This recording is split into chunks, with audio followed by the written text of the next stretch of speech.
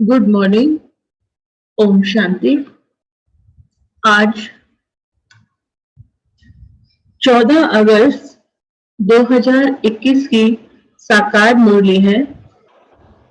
बाप दादा बोले, मीठे बच्चे, तुम ड्रामा के गुप्त राज को जानते हो कि यह संगम युग ही चढ़ती कला का युग है। सतयुग से लेकर कलाएं कम होती जाती हैं। एक यही युग चढ़ती कला का युग है। यह है ड्रामा का सीक्रेट। इसलिए संगम युग के हर समय को हर समय पर की सेकंड में भी कमाई करनी है ना, अलबेले नहीं बनना है। प्रश्न है, सबसे उत्तम सेवा कौन सी है और वह सेवा कौन करता है? उत्तर है, भारत को स्वर्ग बनाना, रंक को राव बनाना। रंक माने गरीब, राव माने राजा बनाना। भारत को स्वर्ग बनाना, रंक को राव बनाना, पतित को पावन बनाना, यह है सबसे उत्तम सेवा। ऐसी सेवा एक बाप के सिवाय और कोई भी नहीं कर सकता। बाप ने ऐसी महान सेवा की है, तब तो बच्चे उनकी इज्जत करते हैं। सबसे पहले सोमनाथ का मंदिर बनाकर उनकी पूजा करते हैं। गीत है, आखिर वह दिन आया आज। ओम शांति। मीठे मीठे रूहानी बच्चों ने यह गीत सुना। जैसे आत्मा गुप्त है और शरीर प्रत्यक्ष है। आत्मा इन आंखों से देखने में नहीं आती है, इनकॉग्निटो है जरूर, परंतु इस शरीर से ढकी हुई है। इसलिए कहा जाता है आत्मा गुप्त है। आत्मा खुद कहती है, मैं निराकार हूँ, यहाँ साकार में आकर गुप्त बनी हूँ। आत्माओं की निराकारी दुनिया है, वहां तो गुप्त की बात नहीं। परम पिता परमात्मा भी वहां रहते हैं। उनको कहा जाता है सुप्रीम, ऊंच ते ऊंच आत्मा, परे ते परे रहने वाला परम पिता परमात्मा। बाप कहते हैं, जैसे तुम गुप्त हो, मुझे भी गुप्त आना पड़े। मैं गर्भ जेल में नहीं आता हूँ, मेरा नाम एक ही शिव चला आता है। मैं इसमें आता हूँ तो मेरा नाम नहीं बदलता।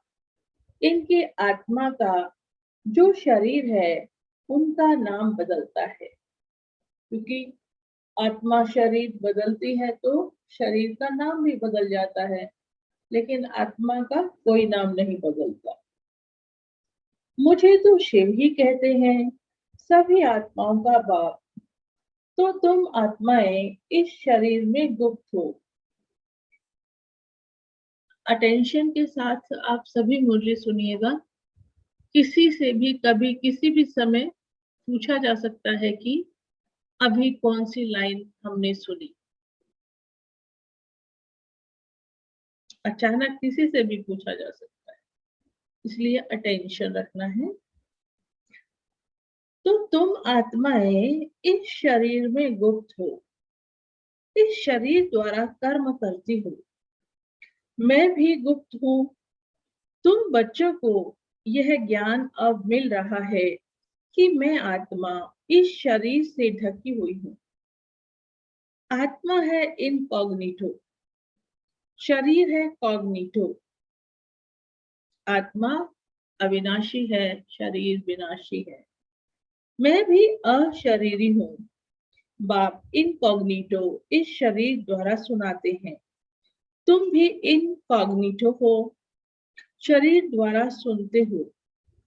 तुम जानते हो बाबा आया हुआ है। बाप आते हैं भारत को फिर से गरीब से साहूकार बनाने। तुम कहेंगे हमारा भारत गरीब है, सब जानते हैं, परंतु उनको कोई पता ही नहीं कि हमारा भारत साहूकार कब था, कैसे था। तुम बच्चों को बहुत नशा रहता है। हमारा भारत तो बहुत साहूकार था। दुख की बात नहीं थी। सतयुग में दूसरा कोई धर्म नहीं था।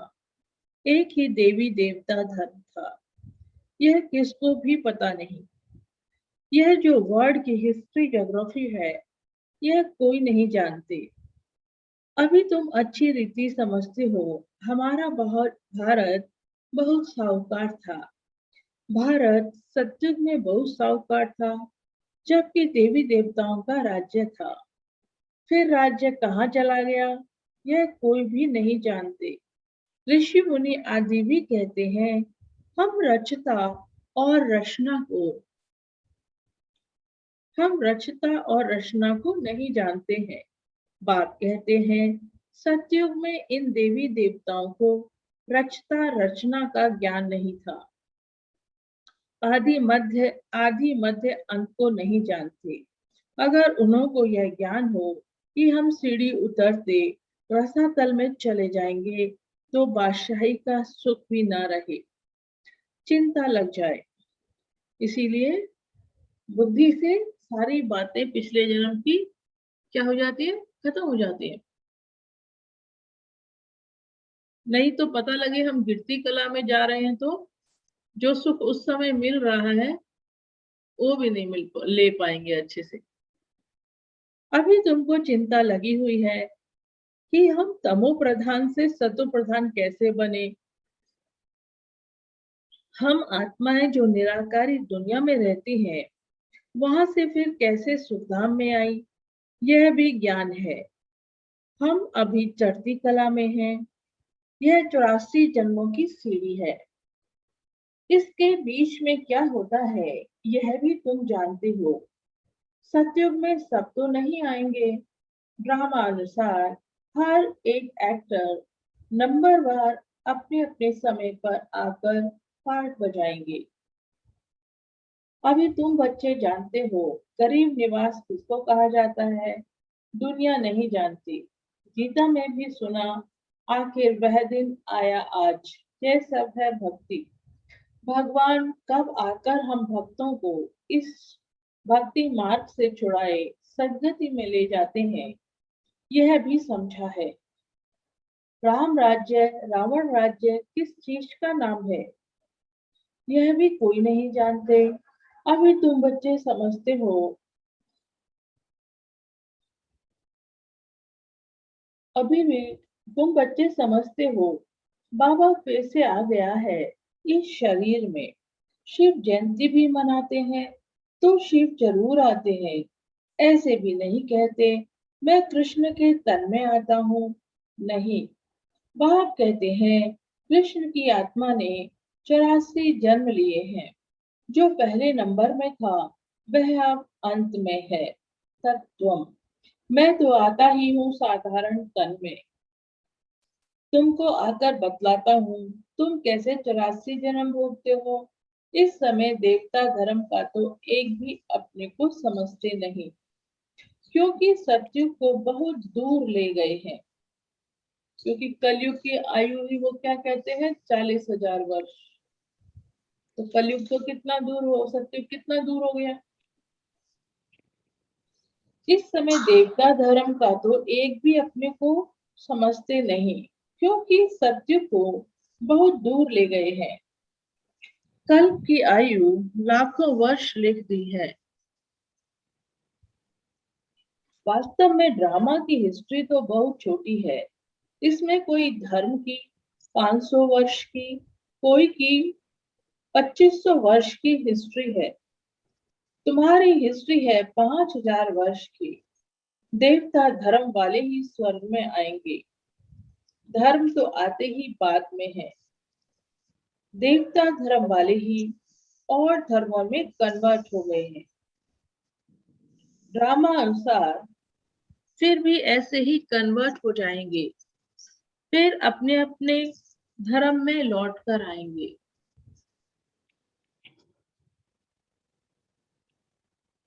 फिर अपने अपने धर्म में लौट कर आएंगे। बाप समझाते हैं, बच्चे तुम तो विश्व के मालिक थे।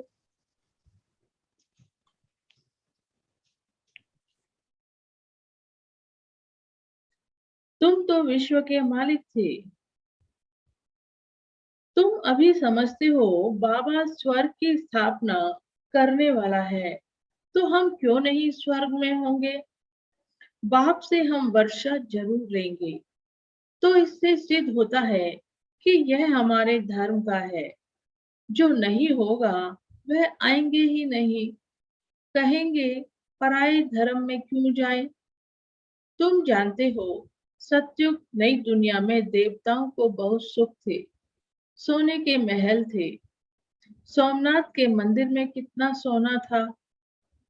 ऐसा कोई दूसरा मंदिर होता ही नहीं। उसमें बहुत हीरे जवाहरात थे। बौद्ध आदि के कोई हीरे जवाहरातों के महल नहीं होंगे। तुम बच्चों को जिस बाप ने इतना ऊंचा बनाया है, उनकी तुमने कितनी इज्जत रखी है।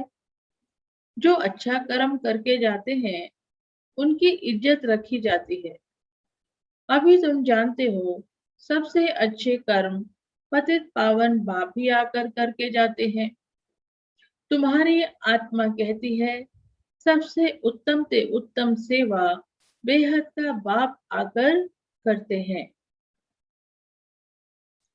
हमको रंग से राव, बैगर से प्रिंस बना देते हैं। जो भारत को स्वर्ग बनाते हैं, उनकी भी इज्जत कोई नहीं रखते। तुम जानते हो ऊंच से ऊंच मंदिर गाया हुआ है सोमनाथ का, जिसको लूट ले गए। भाई लूटते भी तो उसे है ना, जहां लगेगा कि कुछ चीज बहुत ज्यादा है। हम्म, अमीर के घर में ही तो चोरी करते हैं ना। तो इससे सिद्ध होता है कि सोमनाथ के मंदिर में बहुत सोना था और हीरे जवाहरात थे। तभी तो सोमनाथ के मंदिर को ही लूटा ना। जिसमें नहीं होंगे उसको काहे को लूटेंगे। सोमनाथ था जिसको लूट कर ले गए। लक्ष्मी नारायण के मंदिर को कभी कोई ने लूटा नहीं। सोमनाथ के मंदिर को लूटा है। भक्ति मार्ग में यह बहुत धनवान होते हैं। राजाओं में भी नंबरवार होते हैं ना। जो ऊंच मर्तबे वाले होते हैं, उनकी छोटे मर्तबे वाले इज्जत करते हैं। दरबार में भी नंबरवार बैठते हैं। बाबा तो अनुभवी है ना। यहाँ की दरबार है पतित राजाओं की। पावन राजाओं की दरबार कैसे होगी, जबकि उनके पास इतना धन होगा तो उन्हों का घर भी इतना ही अच्छा होगा। अभी तुम जानते हो बाबा हमको पढ़ा रहे हैं, स्वर्ग की स्थापना करा रहे हैं। हम महाराजा महारानी स्वर्ग के बनते हैं, फिर हम गिरते हैं। फिर हम पहले पहले शिव बाबा के पुजारी बनेंगे, जिन्होंने स्वर्ग का मालिक बनाया। उनकी हम पूजा करेंगे। वह हमको बहुत साहूकार बनाते हैं। अभी भारत कितना गरीब है, आगे इतना गरीब नहीं था। बहुत खुशी में रहते थे। जो जमीन 500 रुपए में ली थी, वह अब 5,000 में भी नहीं मिलती है। वहां तो धरनी का मूल्य होता नहीं। जिनको जितना चाहिए ले लेवे। ढेर की ढेर जमीन पड़ी होगी। जब जनसंख्या ही कम होती है, तो जमीन ही जमीन है, कहीं से कितना भी ले लो। मीठी नदियों पर तुम्हारे महल होंगे। मनुष्य बहुत थोड़े होंगे। प्रकृति दासी होगी। फल फूल बहुत अच्छे मिलते रहते हैं। अभी तुम कितनी मेहनत करते हो, लेकिन सूखा पड़ जाता है तो अन्न नहीं मिलता है। तो गीत सुनने से तुम्हारे रोमांच खड़े हो जाने चाहिए। बाबा को गरीब निवास कहते हो। अब अर्थ समझा ना। किसको साहूकार बनाते हैं। जरूर यहाँ जो आएंगे उनको साहूकार बनाएंगे ना। जो बाबा के पास आएंगे उन्हीं को बनाएंगे ना।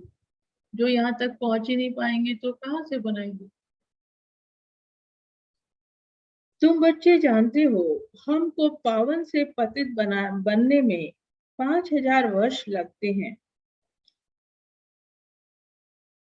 अभी फिर फट से बाबा पतित से पावन बनाते हैं, ऊंच से ऊंच बनाते हैं। 1 सेकंड में जीवन मुक्ति मिल जाती है। इसका मतलब आप समझते हैं कि 1 सेकंड में जीवन मुक्ति कैसे मिल जाती है। बाबा को पहचाना और बाबा के घर में जन्म हो गया, है ना। जब भी आपने कभी जिस जिस क्षण बाबा को पहचान लिया होगा, वो क्षण भी तो होगा ना, जिस क्षण हमने बाबा को पहचाना, तो उस क्षण बाबा के घर में जन्म हो गया, भगवान को की अनुभूति हो गई। तो उसी समय जीवन मुक्ति का वर्षा हमें मिल जाता है। बाप के बच्चे बन गए ना, जिसके बच्चे बन गए तो उसकी प्रॉपर्टी पर जन्म से ही अधिकार हो जाता है। इसीलिए गाया जाता है 1 सेकंड में जीवन मुक्ति। कहते हैं बाबा हम आपके हैं। बाप कहते हैं बच्चे तुम विश्व के मालिक हो। बच्चा पैदा हुआ और वारिस बना, कितनी खुशी होती है। लेकिन बच्चे को देख चेहरा ही उतर जाता है। यहाँ तो सभी आत्माएं बच्चे हैं। हम स्वर्ग के मालिक बन जाएं।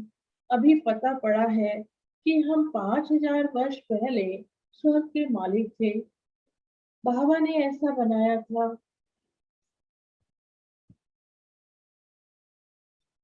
शिव जयंती भी मनाते हैं, परंतु यह नहीं जानते कि वह कब आया।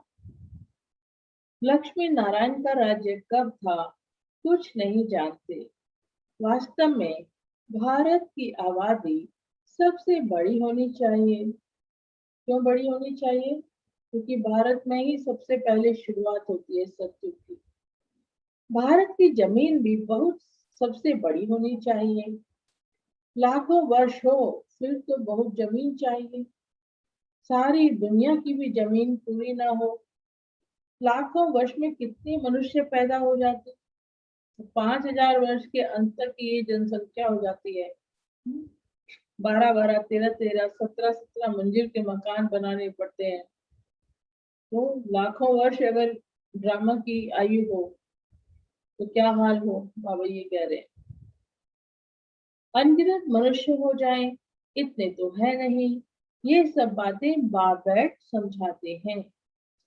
मनुष्य सुनते हैं तो कहते हैं यह बातें तो कब नहीं सुनी, ना कोई शास्त्रों में पढ़ी। यह तो वंडरफुल बातें हैं। अभी तुम बच्चों की बुद्धि में सारे चक्र की नॉलेज है। यह बहुत जन्मों के अंत में अपतित आत्मा है। जो सतो प्रधान था सो अब तमो प्रधान है। फिर सतो प्रधान बनना है। ब्रह्मा बाबा के लिए बाबा कह रहे, तुम आत्माओं को अब शिक्षा मिल रही है। आत्मा शरीर द्वारा सुनती है तो फिर शरीर झूलता है, क्योंकि आत्मा सुनती है ना। बरोबर हम आत्मा ने 8 जन्म लिए हैं। 84 माँ बाप जरूर मिले होंगे। यह भी हिसाब है ना। बुद्धि में आता है 84 जन्म लेते हैं, फिर और कमती जन्म वाले भी होंगे। मिनिमम मैक्सिमम का मिनिमम मैक्सिमम का हिसाब होगा ना। बाप बैठ समझाते हैं शास्त्रों में क्या क्या लिख दिया है। तुम्हारे लिए तो फिर भी 84 जन्म कहते हैं। मेरे लिए तो अनगिनत बेशुमार जन्म कह दिया है। कण कण में बस इधर देखता हूँ तू ही तू है। कृष्ण ही कृष्ण है। मथुरा वृंदावन में कहते हैं कृष्ण सर्वव्यापी है। राधे पंथ वाले फिर कहेंगे राधे ही राधे। कहेंगे हम राधा स्वामी हैं, कृष्ण स्वामी हैं। और हैं। वह राधा को मानते हैं।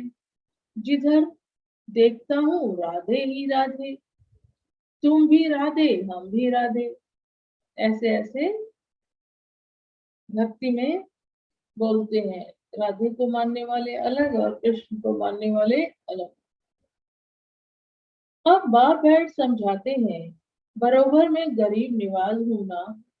भारत ही सबसे साहूकार था, अभी सबसे गरीब बना है, इसलिए मुझे भारत में ही आना पड़े।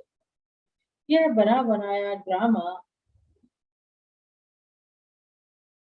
यह बना बनाया ड्रामा है, इसमें जरा भी फर्क नहीं हो सकता। यह ह्यूज ड्रामा है। ड्रामा जो शूट हुआ वह हूबहू रिपीट होगा। ड्रामा का भी पता होना चाहिए। ड्रामा माने ड्रामा, वह होता है हद का ड्रामा, यह है बेहद का ड्रामा। इसके आदि मध्य अंत को कोई नहीं जानते, तो गरीब निवास निराकार भगवान को ही मानेंगे, कृष्ण को नहीं मानेंगे। जो गरीब निवास है बाबा कहते हैं वो निराकार भगवान को ही मानेंगे, क्योंकि शिव के लिए क्या गायन है, वह गरीब निवास है। कृष्ण तो धनवान सत्युग का प्रिंस बनता है, भगवान को तो अपना शरीर है नहीं। वह आकर तुम बच्चों को धनवान बनाते हैं, तुमको राज्यों की शिक्षा देते हैं। यह भी पढ़ाई से बैरिस्टर आदि बनते हैं, फिर कमाई करते हैं। बाप भी तुमको अभी पढ़ाते हैं, तुम भविष्य में नर से नारायण बनते हो। तुम्हारा जन्म तो होगा ना, ऐसे तो नहीं स्वर्ग कोई समुद्र से निकल आएगा। कृष्ण ने भी जन्म लिया ना, कंसपुरी आदि तो उस समय थी नहीं। कृष्ण का नाम कितना गाया जाता है, उनके बाप का नाम ही नहीं। उनका नाम कहाँ, उनका बाप कहाँ है। जरूर राजा का बच्चा होगा ना, वहां बड़े राजा के घर में जन्म होता है, परंतु वह पतित राजा होने के कारण उनका नाम थोड़े ही होगा। कृष्ण जब है तब थोड़े पतित भी रहते हैं। कृष्ण जब है तब थोड़े पतित भी रहते हैं। मतलब जब कृष्ण का जन्म होता है तब कुछ पतित आत्माएं भी रहती हैं। तो पतित आत्माओं को तो नाम नहीं दिया जा सकता ना, भले वो माँ बाप है, लेकिन पतित आत्माएं तो नीचे है और पवित्र आत्मा ऊंच आत्मा है, श्रेष्ठ आत्मा है। कृष्ण जब है तो थोड़े पतित भी रहते हैं। जब वह बिल्कुल खलास हो जाते हैं तब वह गद्दी पर बैठते हैं, अपना राज्य ले लेते हैं। तब ही उनका संवत्स शुरू होता है। लक्ष्मी नारायण से संवत्स शुरू होता है। तुम पूरा हिसाब लिखते हो, इनका राज्य इतना समय, फिर इनका इतना समय, तो मनुष्य समझेंगे यह तो कल्प की आयु बड़ी हो ही नहीं सकती। 5000 वर्ष का पूरा हिसाब है। अच्छा, मीठे मीठे से खिले बच्चों प्रति माता पिता बाप दादा का याद प्यार और गुड मॉर्निंग। रूहानी बाप की रूहानी बच्चों को नमस्ते। हम रूहानी बच्चों की रूहानी बाप दादा को गुड मॉर्निंग और नमस्ते। धारणा के लिए मुख्य सार है,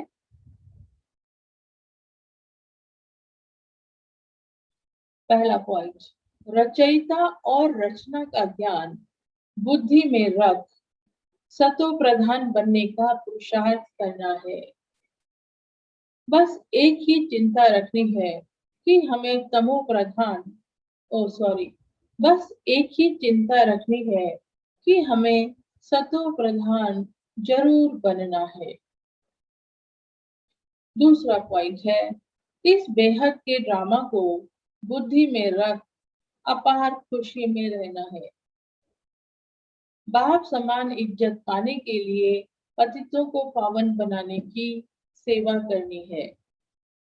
वरदान है, एवर रेडी वन, हर परिस्थिति रूपी पेपर में फुल पास होने वाले एवर हैप्पी भव। जो एवर रेडी है उन्हों का प्रैक्टिकल स्वरूप एवर हैप्पी होगा। कोई भी परिस्थिति रूपी पेपर वह प्राकृतिक आपदा द्वारा आया हुआ पेपर, वह कोई भी शारीरिक कर्म भोग रूपी पेपर आ जाए, इन सब प्रकार के पेपर्स में फुल पास होने वाले को ही एवर रेडी कहेंगे। जैसे समय किसके लिए रुकता नहीं, ऐसे कभी कोई भी रुकावट रोक न सके। माया के सूक्ष्म व स्थूल विघ्न एक सेकंड में समाप्त हो जाए। माया के सूक्ष्म व स्थूल विघ्न भी बाबा कहते हैं उसमें भी समय नहीं जाना चाहिए, एक सेकंड में समाप्त हो जाए, तब एवर हैप्पी रह सकेंगे। मतलब विघ्न भी हमें आएंगे, विघ्न तो आएंगे ही ना। अब क्या नेचुरल क्लेमिटी आ जाती है, कभी प्राकृतिक आपदा से पेपर आ रहे हैं, कभी किसी चीज से पेपर आ रहे हैं, तो वो तो आएंगे ही, क्योंकि विनाश तो होना है ना। लेकिन वो हमें हमारा समय खराब ना करे, आए और क्रॉस कर जाए, ऐसी हमारी स्थिति होनी चाहिए। उसके लिए हमें एवर रेडी रहना है।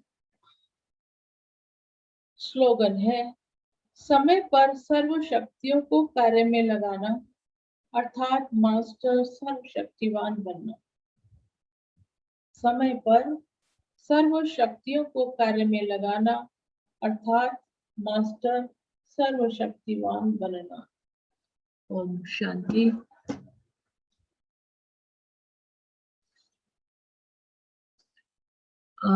अभी योग नहीं करते हैं, अभी एक एक आज भी मुरली में जो बाबा ने बताया, आप सभी एक एक पॉइंट बताएं, थोड़ा सा समय है,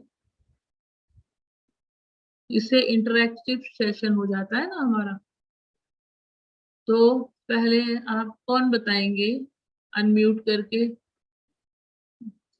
रेखा बहन, राजेश भाई आप बताएंगे? बोले राजेश भाई। ओम शांति। ओम शांति। ओम शांति। बाबा ने बताया है कि वरदान में एवर रेडी वरना एवर रहती रहना है। यस। ओम शांति दी। ओम शांति। सुनीता बहन बोले। बाबा ने बताया कि सबसे उत्तम सेवा है भारत को स्वर्ग बनाना, पतित को पावन बनाना, रंग को राजा बनाना। Very good, very good. और रेखा बहन?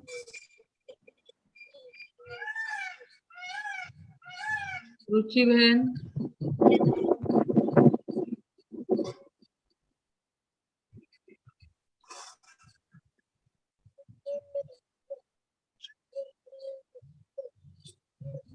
ओम शांति। सुदेश बहन? ओम शांति। ओम शांति। बाबा ने बताया कि सबसे बड़ी उत्तम सेवा है जो बाबा के सिवाय कोई भी नहीं कर सकता, वो तो पावन बनाना, उसे याद बनाना। तो ऐसी महान सेवा हम बच्चे जो है ना, बाबा के साथ होके हम बच्चे भी कर सकते हैं। सबको बाबा की जो है, जो बाबा की मैसेज दे रही है बाबा को जो बाबा जो ये जो बाबा ने आत्मा में जो आत्मा विनाशी है उसको बाबा की आंखों से देखने में आती है, है। और जो शरीर है वो कार्मिक है, तो इसी शरीर से ढकी हुई आत्मा गुप्त है, तो आत्मा निराकार बाबा ने बताया। तो बाबा ये कह रहे हैं एक एक पॉइंट सुदेश बहन जी, एक एक पॉइंट ही बताना है। थैंक यू सुदेश बहन जी, good, very good. Om Shanti. और बोले।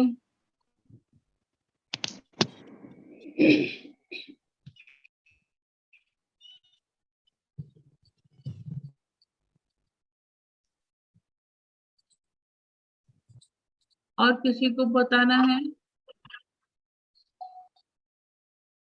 चलिए, कोई नहीं, अलर्ट रहिए, रोज आप जरूर आंसर करेंगे। ऐसे ही प्रैक्टिस होती है। Good, very good. चलिए अब बाबा को याद करते हैं जितना। कोई बताना चाहता है तो जरूर बताएं।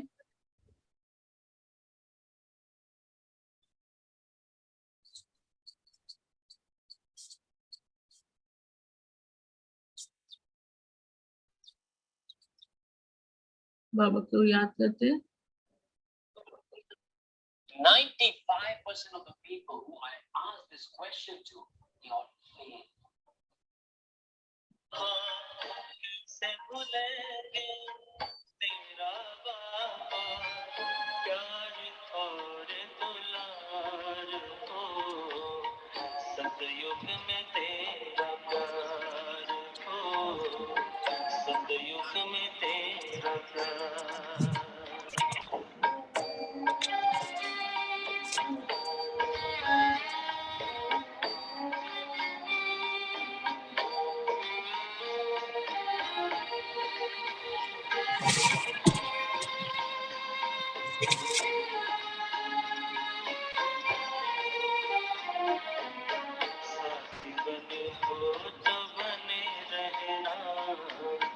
सतयुग में भी न दूर रहना,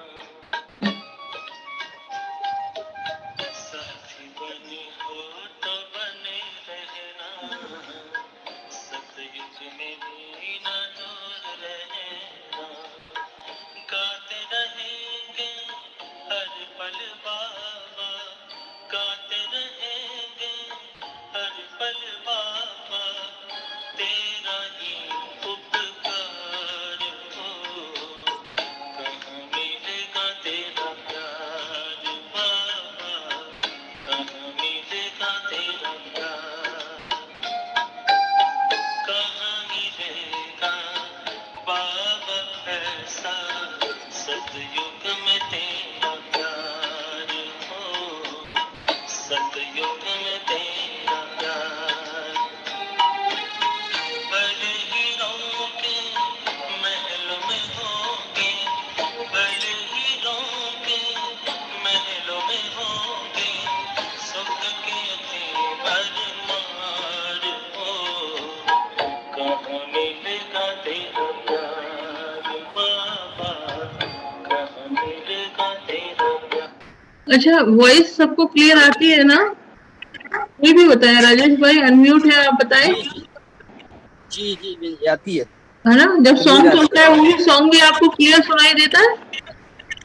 सॉन्ग में थोड़ा क्लियर नहीं देता है, लेकिन वैसे क्लियर जाती है। वैसे क्लियर आती है, क्योंकि सॉन्ग में मैं माइक को हटा देती हूँ ना, इसलिए। सॉन्ग में थोड़ा क्लियर कहाँ मिलेगा तेरा प्यार।